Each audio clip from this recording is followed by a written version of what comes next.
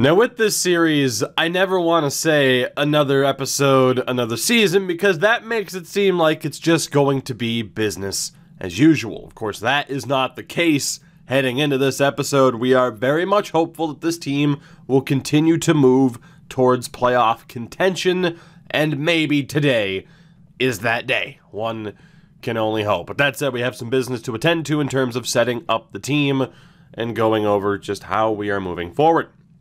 So kicking things off, of course, with the goaltending. We're going to try to bring back Lowe and Lennox. We are stuck with them for now, if not for a while. Now, what I'm intrigued by is Morgan. He's in a very similar situation to Lowe, and I just don't know what the best way is to get him to develop. I'm going to leave him unsigned, but we saw with Lowe, playing him in the NHL pretty much from the get-go, would it have worked out with him reaching the overall that he is without me just playing him in the NHL full-time? I don't know. We're going to see what happens with Morgan, though, and if he can develop otherwise. Defensively, obviously Jamie Drysdale's contract is going to be a bit of a nightmare, but we do have some other deals to work out. Matthew Bales is going to require a little bit more funding. We'll see if that goes through. We'll go ahead and qualify Anderson, who again seems to have benefited quite well from playing in the AHL for a season. We'll see if we can bring back McGrath and Sasaki as well, although he's now at a medium 7th at a 77 overall. Don't know if he'll make the team next year. It'll probably be Vigilante. So with that, we have the likes of Gretzky and Coney, LaCosta, Stock, who, former first overall pick there, Nick Stock. At least a series like this can result in there being, busts at number 1. It's kind of a tough call here in terms of who deserves these spots, because a lot of the spots right now are taken up by low 7th potential players. I think we're going to let go of Dawson Brophy here, 5th round pick in 2026. No real reason to hold on to him. He's not going to develop. I mean, the AHL team I could keep relatively strong, but that's not really a big thing for us. I don't really care about Grand Rapids. I mean, then again, for the most part, I don't. I probably should start caring a little bit, simply because we're going to start having some of our prospects actually show up. So, let's come back to the defense here. We'll do that in a minute. Let's send out an offer to Jamie Drysdale. It's going to have to be every year he just gets the rest of the budget. That's going to have to be what it is. Madsen wants his first big-time contract. We'll just drop it down to 8x4. It's a pretty good deal for us if that goes through. Hayden Fowler, in 82 overall, the highest he's ever been. See if that goes through. Max Galad still hanging in there at 30 years old now. Let's see. Pino, we can keep. He's not too bad. And then Shepard, he's down to a 74. Goodbranson's not looking that good. Kunitz isn't looking that good. Oh boy. Yikes. We actually don't even have that many forwards signed when you look at it. So I think we'll bring everybody back. Maybe there were some players. Sure.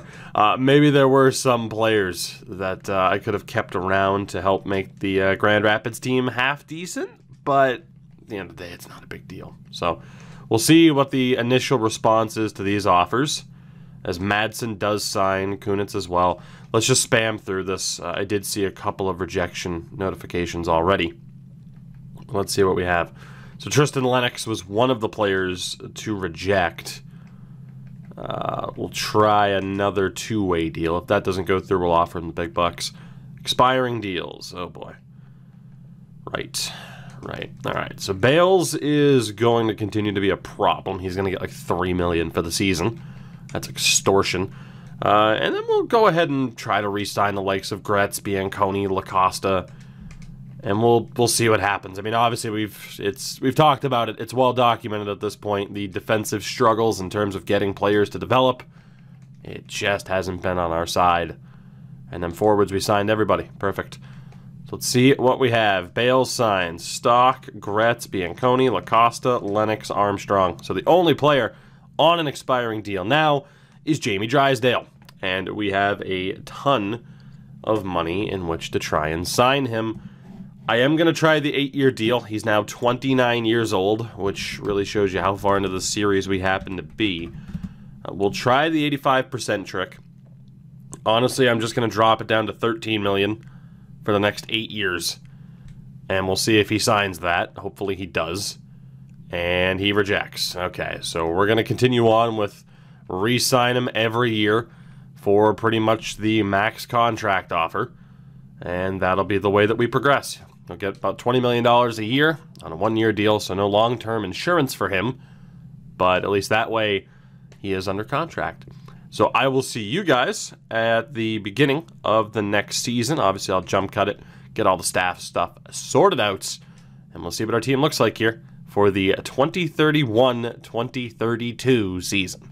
For the first time in this series, the Detroit Red Wings are listed as hopefuls. Whether or not that means anything, well, time will tell. But this is the team for this season, and it is exactly what you saw last year. The only change in the lineup is that Ted Lehman has moved up to the top line for the sake of his development, but that second line is still phenomenal. I'm hopeful that we won't see Cashman and Merritt's overalls drop because they're now on the second line, but still, you look at that top six, that might just be enough to help us overcome some of our inefficiencies and push this team into the postseason.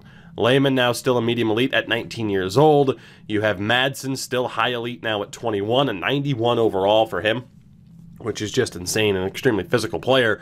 And Brendan Hoffman, of course, still 28 there as well. Willie Cashman, DeAndre Carlton, still just a medium top 6 for him, so a little bit disappointing, but he's still a great player. Really the ideal second-line center. And, of course, Cameron Merritt's there as well. Third line, Reed Neal, who has moved up to a high top 6, which is very interesting.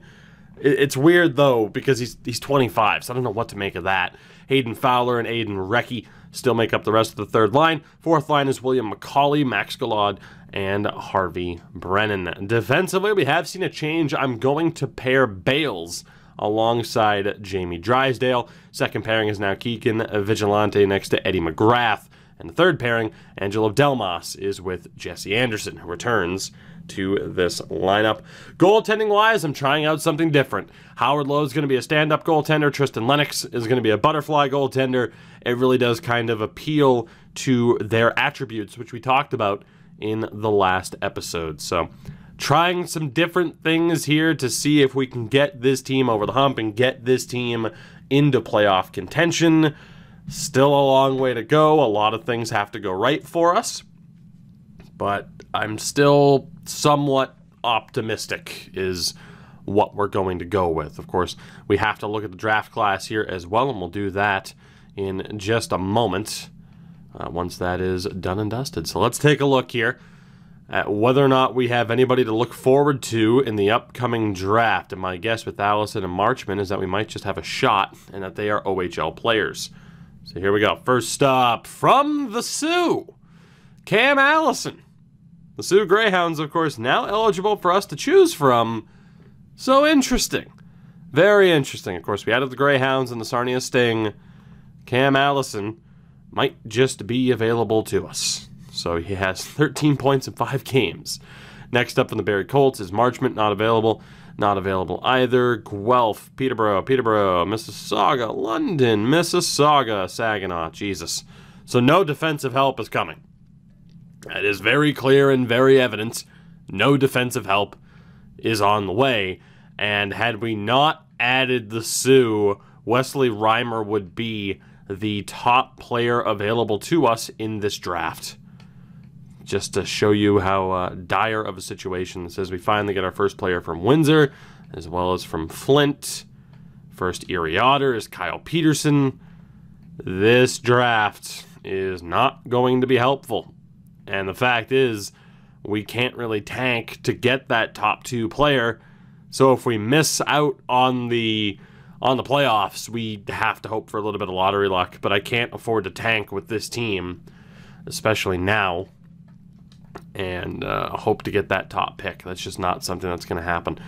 So, yeah, we have this season to look forward to, and not much else, because that is a very weak draft that is in front of us now. So let's see what happens. If there was ever a time to make the playoffs, now would be it. Because, again, this draft is going to be brutal. 94 offense, 83 defense, 78 in goaltending. You see how we compare to the Toronto Maple Leafs. Not an easy team to have to compete with within our own division. But we'll see how it goes nonetheless. Let's do this. Let's go. Let's see what happens. Of course, the past 2 years now, we've followed along with this team during the season sim. 2 years ago, we were very close to making the playoffs. Missed out, like I said, I believe by 5 points. It might have ended up being like 8, but we were super close at one point, including holding a playoff spot in March. And of course, last year, what was it, 40-2? We just couldn't get that momentum going throughout the majority of the season, as it looks like we're going to be hanging around 500 through the opening month of the year. Let's see, 5, 6, and 1, so a little bit underneath that pace. But obviously still a very long way to go. If the season ended today, we'd be in the playoffs. So, for whatever that means, which is absolutely nothing. But 8, 9, and 1 now, midway through November. A few more losses, of course, than I'd really care to see.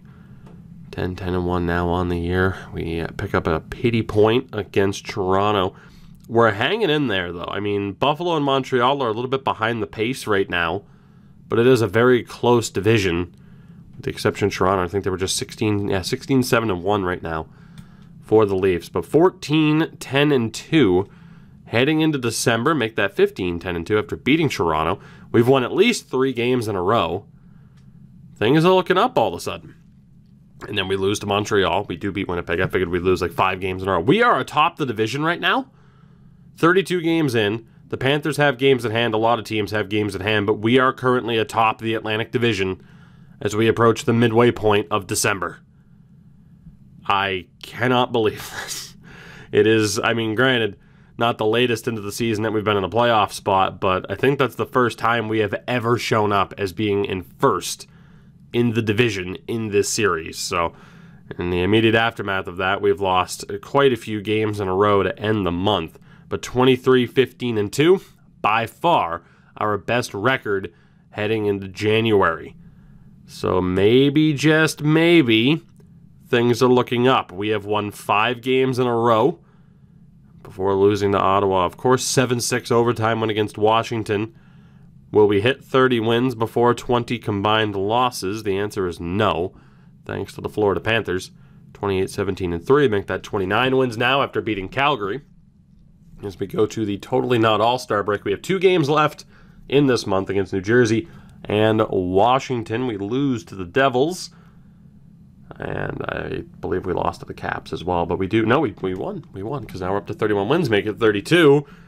Guys, this might be happening. 33 wins now for the Detroit Red Wings. 34 wins for the Detroit Red Wings. 35. I think it's finally happening. It took until 2032.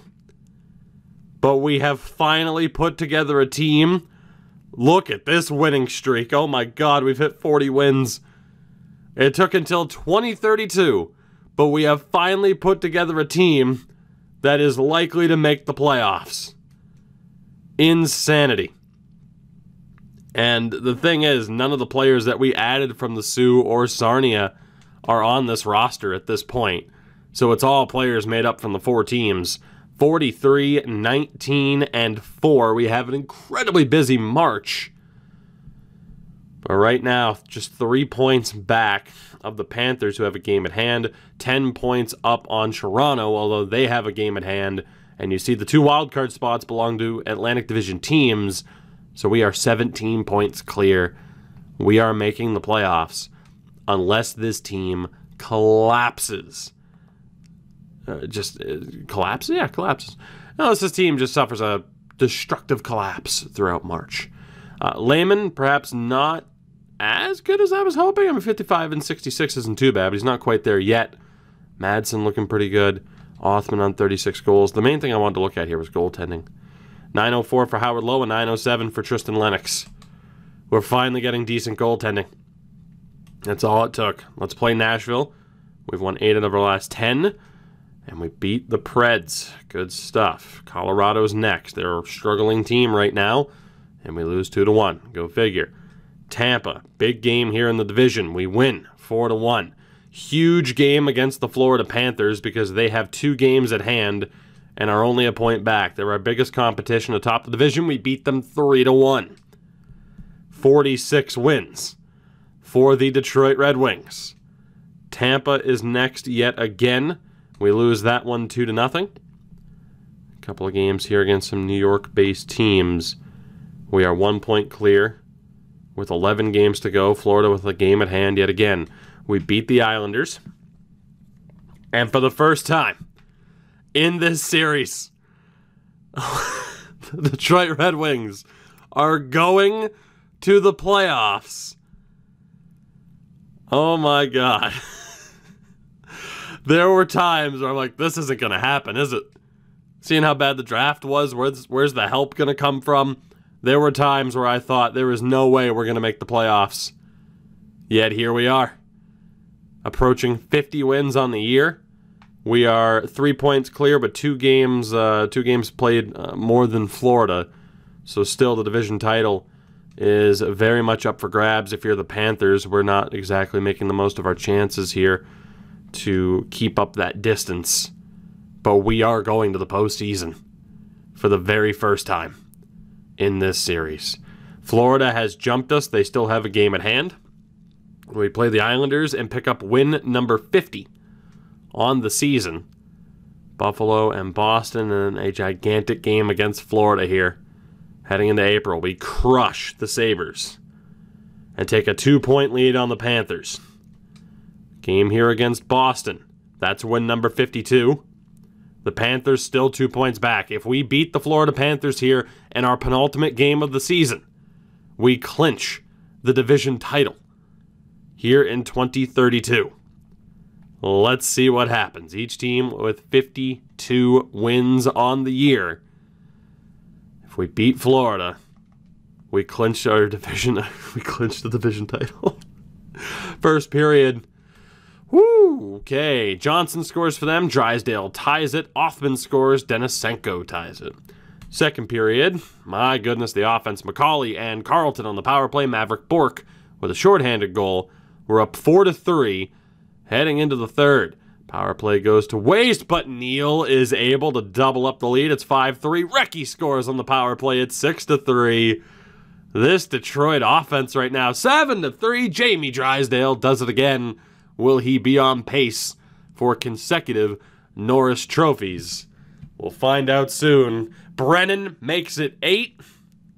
The Detroit Red Wings make the playoffs for the very first time, and they do so in fashion, winning the Atlantic Division title. Matthew Bales with a hat trick of assists. We gave McGrath plenty of chances alongside Jamie Drysdale, and it just didn't happen. We actually haven't officially clinched yet. As long as we actually beat Montreal, we should be fine. But Florida would have to win their last 2 games, and I would have to lose to Montreal. So we'll see. Technically, I have to beat Montreal here. Struggling team, non-playoff team. We win, and there it is. So I celebrated a little bit early. Technically, Florida still could have gotten us there, and they would have. So thank God the early celebration didn't cost us. Regardless, I was correct. The Detroit Red Wings have won the Atlantic Division with 54 wins on the season, and we avoid winning the President's Trophy, thank God. We will be playing the Ottawa Senators in round 1. The 15th ranked team in the NHL. Florida will play Toronto, and Boston will be playing the Philadelphia Flyers, who beat us by 2 points. New Jersey, of course, plays Columbus. The Metro Division was horribad. I mean, Jesus. The Islanders are 26th, 28, 29, 30, 31. That is one of the worst divisions I've ever seen. Over in the West, you have Dallas. They will be playing the Vancouver Canucks. San Jose plays LA. And the Arizona Coyotes will be taking on Nashville, Chicago, and Minnesota, as, of course, is tradition. So your Detroit Red Wings, the second best team in the NHL this season. Of course, the 3 top teams in the league, all in the Eastern Conference, which is pretty scary. Our goals for per game, highest in the league at a 3.85. We have the league's top offense. Goals against is finally down to under a 3. It's at a 2.87, which is bottom 4 in the league. So this defense and the goaltending finally figured it out. Our power play percentage, best in the league at 33.8%. Our penalty kill at 78%, which is mid-table. But all in all, tremendous numbers for the Red Wings this season. Finally, the Red Wings are back. Forward-wise, Brennan Hoffman, 95 points, led the way with 46 goals. Actually, let's take a look at Brennan Hoffman here. This is worth celebrating. And the longer this episode goes, the more people think we probably went through a draft. So, you know, change up the expectations. But we get a look at Brennan Hoffman's numbers, and I mean, 52, 46, 46. I mean, he's really found his goal-scoring touch. 3 straight 90-plus point seasons. And you look now, 841 points in 902 games. He's passed 400 career goals. The plus-minus is forever going to be screwed. But finally, Brennan Hoffman gets to appear in the postseason. Cameron Merritt really emerged last season, follows it up with another great season, as he goes from 97 points to 88. Actually had more points on the power play this year. You see the shooting percentage was down, but 38 goals for him, now up to 469 points in his career. Willie Cashman from there, 80 points this year, still pretty solid. You can get a look there at what his numbers have been. Pretty happy with that. Justin Madsen, in just his 4th season, hard to believe he's played 4 seasons already, 80 points, a new career high for him. As you get a look, the plus-minus now at a -1. He's getting back to a decent mark after a disastrous first season in Detroit. Ted Lehman, first year on the top line, goes from 56 points to 69 points. Now 125 career points for him in these 2 seasons. DeAndre Carlton, 68 points, down from the 80 that he had last year, but still pretty decent. Reed Neal scored in that game against the Cats, a career-high 62 points. He hits 300 career points on the dot at the end of this season. Aiden Recchi, just his 2nd season in the show. Technically, actually his 3rd. He played 1 and then got sent back down to Grand Rapids, but it paid off pretty well for him. As this year on the 3rd line, 61 points, 33 goals. That is the type of secondary scoring that we desperately needed. So we get a look at Hayden Fowler, his line mate. Fowler, 50 points, I believe, a new career high for him. 892 career games played for Hayden Fowler. What a career at this point. William McCauley, just 15 points on the 4th line. A bit disappointing for him, but he is the best fit that we have on that 4th line, unless we're able to call somebody else up who doesn't have that great a potential. Max Galad as well. The 4th line, pretty disappointing this year, if we're being honest, in terms of production, the plus-minus and everything. Yeah, Harvey Brennan as well. So despite the wins, maybe that's something we could change. Just look to call up somebody from the AHL who's a good fit on that 4th line, because they were pretty disappointing. Defensively, Jamie Drysdale could have won another Norris, 81 points this season, and a +28. The best of his career. Still a career -393. That might ruin his Hall of Fame chances. 901 career games, 666 career assists, but 771 points now for Jamie. Unreal, and I believe they're a career high indeed. A career high in goals in a season with 20. Matthew Bales played alongside Drysdale this year, was still a -20. He was a -76 last year, though, 25 points. So I don't know if he's still good enough to play alongside Drysdale, but nobody on this team is good enough to play alongside Drysdale. Keegan Vigilante with a tremendous, hold on, it was still sorted by goals. That's weird, it doesn't resort. Hold on. Yeah, that would explain it, right? Hold on, that's super weird how it doesn't reset. There we go. I was going to say, that doesn't make any sense. There we go, 32 points and a +15 for Matthew Bales this season. Good work. Sorry I insulted you. Vigilante, 21 points and a +29. Good stuff for him in his 3rd career season. Eddie McGrath down to the 2nd pairing this year, 21 points at a +32. Benefited quite well from getting away from Drysdale. Angelo Delmas, now 22 years old, 2nd season, 17 points, only a +4 for the former Flint Firebird. And Jesse Anderson, 15 points, 100 penalty minutes for Jesse Anderson. Yikes. Might go take a look at what his fighting frequency happens to be, because that could be problematic. Goaltending-wise, got above 900 save percentages, and that was enough to get us to the playoffs. Howard Lowe and Tristan Lennox getting the job done. So very, very happy with that. And around the league, it's going to be Cole Caulfield in Montreal who leads the way. Hoffman was close to leading the way, but not close enough. 65 goals for Caulfield. Amongst the defensemen, Jamie Drysdale has himself another Norris. Finally, making up for lost time. And the Ian Mitchell goal alert, 24 more goals. He now has 261 in his career as a defenseman. For the goaltenders, the winningest was Howard Lowe. He also played quite a few games. I'd really give it to Ottinger. He played one fewer game. The shutout leader, Ezra Garrison and Peter Kochkov. So Ezra Garrison, third-round pick back in 2022 for the Oilers. Save percentage-wise, it's going to go to Xander Kalikovision. Medium league 23-year-old, 59th overall pick in 2028. And for the rookie race, it's going to be Lawrence Hodges, not one Mason Mestre, who we missed out on a few years ago, who of course went to Carolina.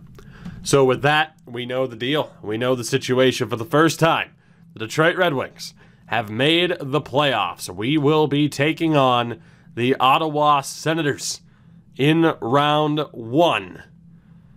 Is the wait going to be for naught, is the question. What is this team capable of when the lights are shining at their brightest? I hope you guys enjoyed this one. If you did, you know the deal. Support the channel by dropping a like and subscribing if you haven't already done so. Of course, check out everything in the description as well. And of course, a shout out to my patrons on Patreon. I love each and every one of you. I will see you all in the next one in the playoffs. Until then, have a good one. Take it easy. Stay safe. And I'll catch you next time.